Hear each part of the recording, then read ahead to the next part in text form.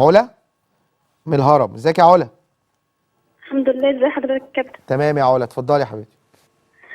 بس انا عايزه اتكلم عن موضوع التيشيرت بس. تيشيرت يعني الزمالك يا ريت الكحلي. يا ريت. موضوع التيشيرت يا ريت يا كابتن، يعني ما ينفعش نادي الزمالك يكون الراعي الرسمي بتاعه جبنه.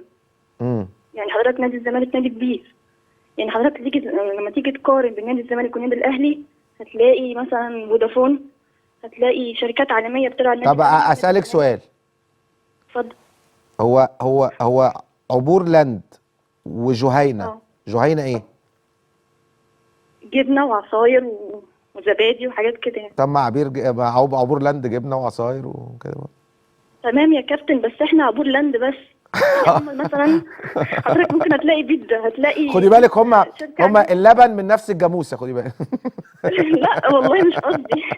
لا، يعني حضرتك لما تيجي تقارن هتلاقي احنا عبور لاند الراعي لا، الرسمي للزمالك. في سايب بنك، في بنك محترم، والنادي الاهلي تمام، طبعا بس عنده ساي شركه بنك عالميه ده فودافون الراعي الرسمي للدوري المصري كله. مم. حضرتك لازم تاخد بالك، يعني الراعي الرسمي للدوري كله. انا مين؟ قصدي على الراعي الرسمي لنادي الزمالك. لا، بس هو الراعي اه، لنادي الزمالك برضه سايب بنك. حضرتك هتلاقي النادي الاهلي بيتزا عالميه، تمام. فودافون شركه عالميه، نسلة شركه عالميه. لكن الزمالك ما ينفعش يا كابتن، احنا فين التسويق بتاعنا؟